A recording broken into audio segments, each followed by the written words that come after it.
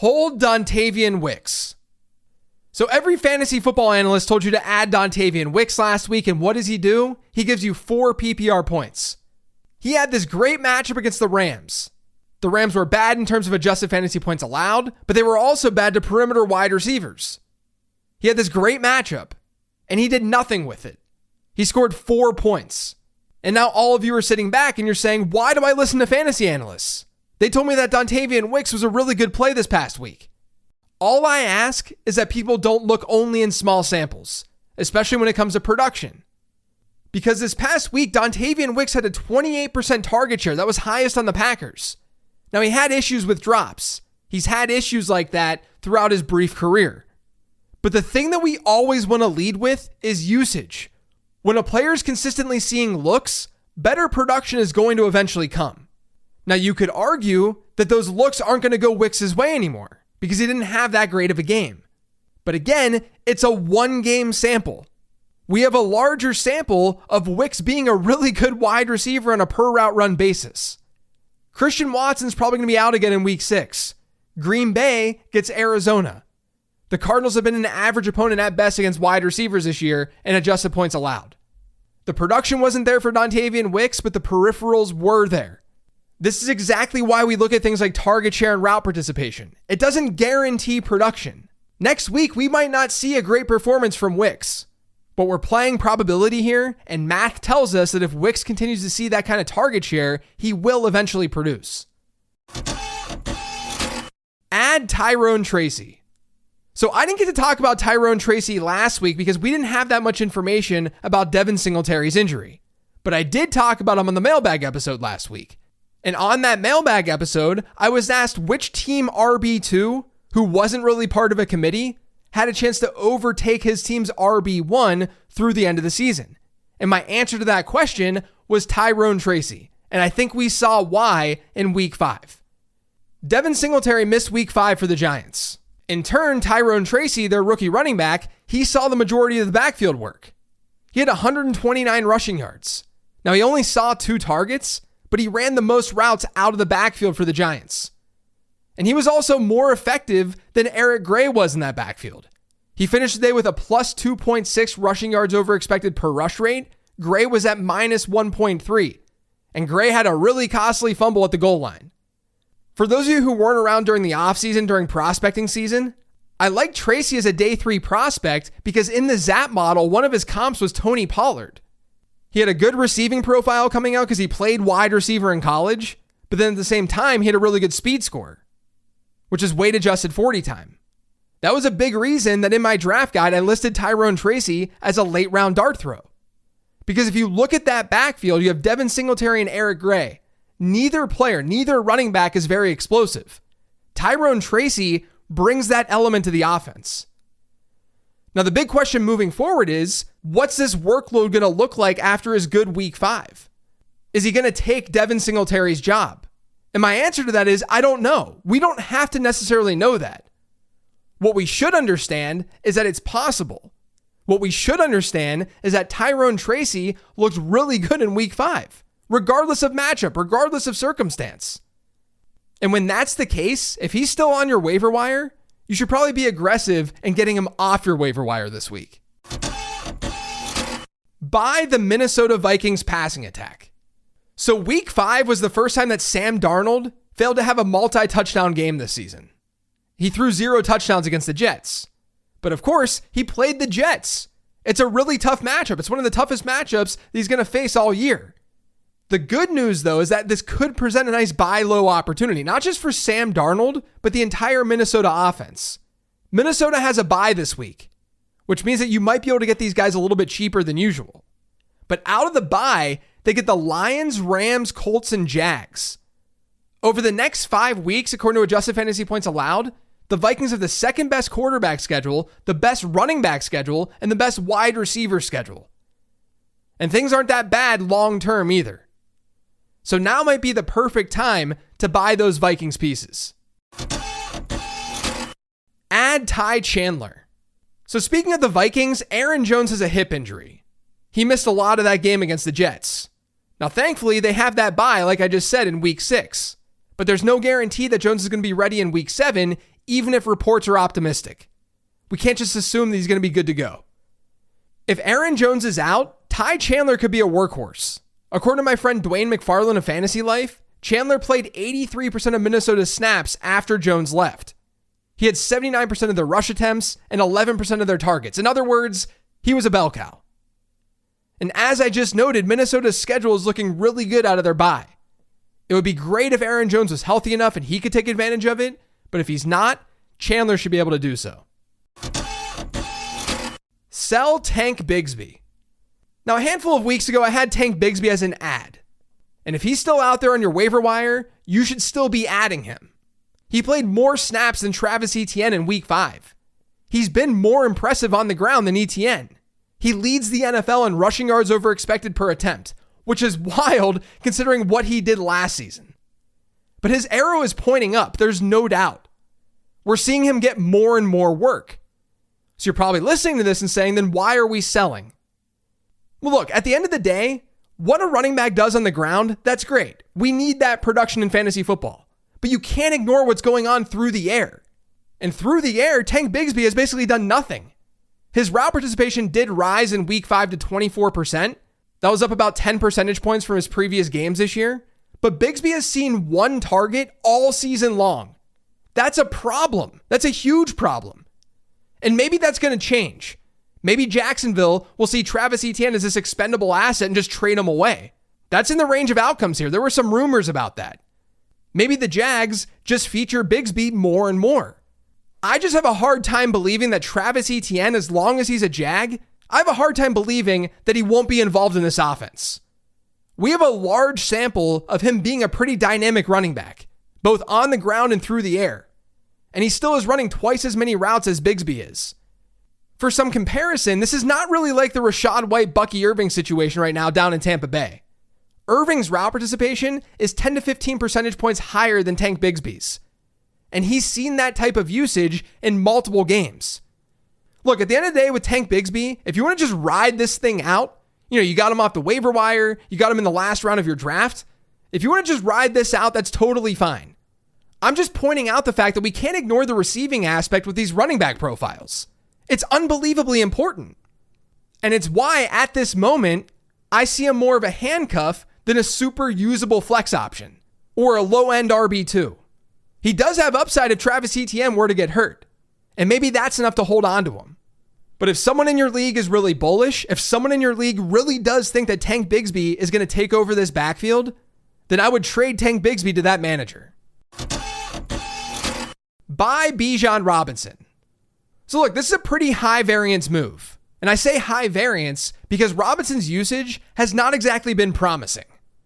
After the first 2 weeks of the season, everything was looking pretty good for Robinson. He had almost a 20% target share in the Falcons offense, and he was running a route on over 75% of their dropbacks. Like, regardless of what Tyler Algier was going to do on the ground and how much work he was going to steal, those pass catching peripherals, those were allowing Robinson to be a high-end RB1 in fantasy. But over the last 3 weeks, things have changed. His target shares have dropped. He's averaged a target share per game rate of just 8.2%. And unfortunately, that's coincided with a poorer route participation. His route participation has dropped by nearly 20 percentage points. Currently, today, that's a problem. It might not be long lasting, but it is a problem. And that's why this is not a very clear-cut situation. But if you need some volatility in your lineup, now might be the time to make a move. Because all those numbers that I just cited, they can change. The Falcons can take a step back and they can say, we need Bijan Robinson to run more routes.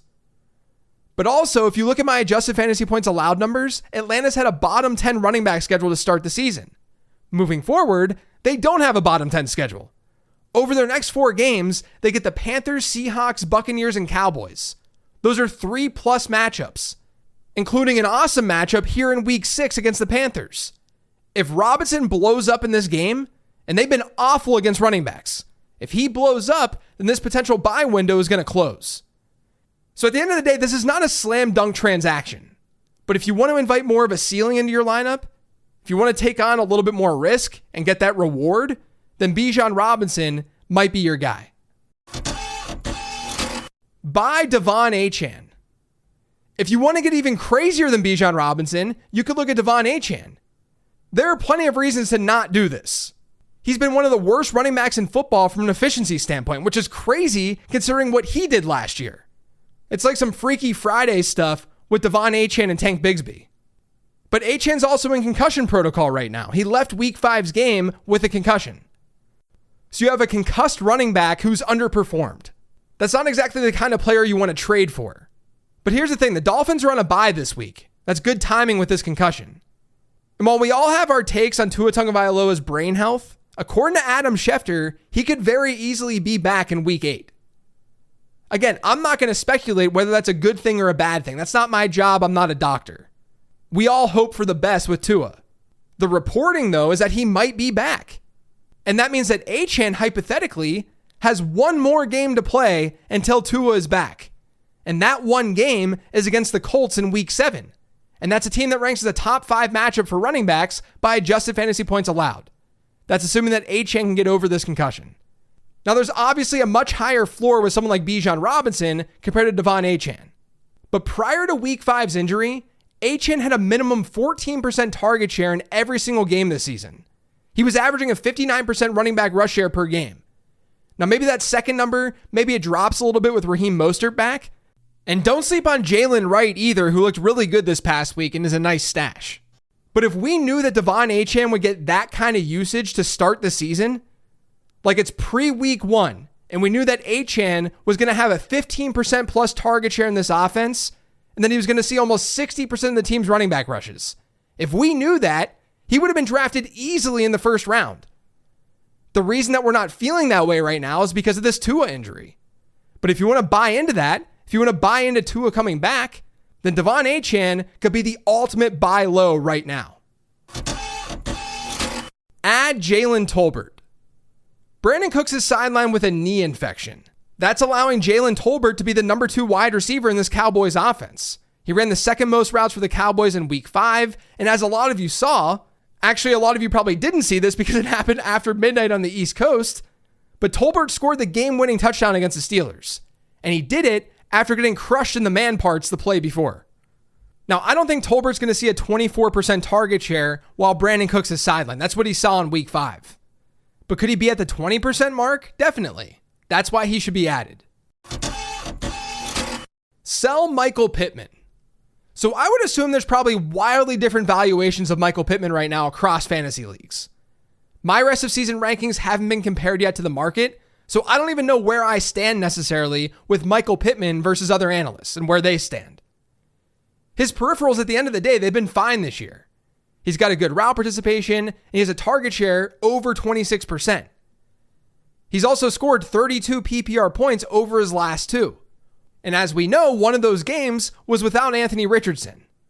Those are the only 2 games where Indianapolis has hit a positive EPA per dropback this season. And their game in week 5 came against one of the easiest matchups for wide receivers when they faced the Jags. Things are not going to be that easy moving forward. Indianapolis wide receivers has one of the toughest short-term schedules according to my numbers. They get the Titans, the Dolphins, the Texans, the Vikings, the Bills, and the Jets over their next 6. Only one of those matchups rates as a plus matchup according to adjusted fantasy points allowed. There's not a ton of conviction here, I'm not going to lie, because I don't know exactly how people are valuing Michael Pittman. If you can get him close for his draft day cost, though, given the last couple of weeks, that would be pretty great. Add Jalen Polk. So the Patriots are getting closer and closer to a change at quarterback, and that could be exactly what Jalen Polk needs for his fantasy performance. Polk has gradually seen his route participation increase in this New England offense. It got to 100% in week 5. He's now seen a 20% target share in back-to-back games, and he was so close to a touchdown against the Dolphins. We know that rookie pass catchers usually see an uptick in production during the second half of their rookie seasons. If things click with Drake May, that increase in production could happen for Jalen Polk. So right now, he's a pretty interesting stash. Add Trey Tucker. So at this moment, there's no telling what's going to happen with Davante Adams. It does sound like, though, that there's a possibility that he's totally done playing with the Raiders. Without Adams, Jacoby Myers and Brock Bowers, they should see more consistent volume. But don't sleep on Trey Tucker. After two really strong performances in week 3 and 4, his production came crashing down to earth in a tough matchup in week 5 against the Broncos. But he clearly ran as the team's number 2 wide receiver. Look, coming out as a prospect, the Zap model didn't really love Tucker, but he does have some big playability. He's a pretty fun player to watch with the ball in his hands. So he's someone that you can roster in deeper formats. Buy Ladd McConkey. So I talked about McConkey a little bit on last week's mailbag episode. Basically, it comes down to this. We're buying into talent. The Chargers' upcoming schedule, it's not that great for wide receivers. But Ladd McConkey has been low-key impressive to start the season. The talent profile's there. He's seen a 27.3% target share this year. He's yet to fall below a 21% target share in a single game. And his yards per route run ranks just outside the top 20 across the league at wide receiver. That's pretty impressive for a rookie wideout. Like I just said with Jalen Polk, there's a lot of data that points to rookies having better second half of the season production versus first half. McConkey is already hitting on the right peripherals. Why not take a chance by sending someone on your bench to get a player like McConkey? Sell Kyler Murray. So Kyler Murray was a target of mine entering the season, and he's just been kind of fine. He's sitting as a mid-range QB1, and he's proven that rushing upside is still there. Just look at what he did against the 49ers this past week. Arizona's schedule, it's been pretty reasonable so far. It gets a lot more difficult over the next month or so. They get the Packers, Chargers, Dolphins, Bears, and Jets over their next 5. That lineup includes 4 bottom 6 matchups for quarterbacks by adjusted fantasy points allowed. He might be okay this week against Green Bay, but if you'd rather not risk his value potentially dropping, now might be a decent time to sell. And just to be clear here, I think trading away Murray makes a lot more sense in leagues where you can effectively stream, where the waiver wire has guys like Geno Smith out there. It's also an easier move to make if you're in need of a win right now. Like let's say that you're a 1-win team. Because he does get the Panthers and the Rams in weeks 16 and 17. And those are the 2 most important fantasy weeks of the season. But I would be lying if I said that I wasn't nervous about this upcoming stretch of games. Add Daniel Jones. Danny Dimes has been okay this year. He ranks 20th in completion rate over expected. He's top 15 in EPA per dropback. He's been better than where a lot of people thought he would be. And as usual, he's getting it done with his legs. He's averaging 21.6 rushing yards per game, and he's 5th in quarterback rush attempts. He's now scored at least 18 standard fantasy points in 3 of his last 4. And next up for the Giants, the Bengals. They've been the 5th best matchup for quarterbacks this year, according to adjusted fantasy points allowed. If he has a good game, he might even be usable the week after in week 7 because they get Philadelphia. But at the very least, he's a pretty good streamer here in week 6. Add the Philadelphia Eagles defense. So speaking of the Eagles, they had their bye in week 5, so their percent rostered number over on Yahoo is pretty low. They're sitting on a lot of waiver wires. And this week, they get the Browns. They're 8.5-point favorites, and the Browns have been the best matchup for fantasy defenses this year by adjusted points allowed. If they get Deshaun Watson, this is a very, very easy play. But if the Browns do make a switch at quarterback, I still think Philadelphia is in play with Jameis Winston under center. They'd probably just be a better play with Deshaun Watson because he's terrible. I've got a bonus transaction for you this week. It's to add JuJu Smith-Schuster. Everything was all set with this podcast on Monday night until JuJu Smith-Schuster had himself a night. He had 7 grabs for 130 yards against New Orleans. And if you look at this Kansas City pass catching room, it's not like there's a ton of competition. Yeah, you have Travis Kelce, but the main wide receivers that he's competing with are Xavier Worthy and Justin Watson. Watson's an Ivy Leaguer who has 2 career games with a 20% target share. Xavier Worthy, he's a smaller vertical threat and he's a rookie. Just because of that, there's a chance that JuJu Smith-Schuster is able to maintain this to some degree. He's not going to catch 7 balls for 130 yards every single week. But at this moment today, he's not a terrible ad off the waiver wire.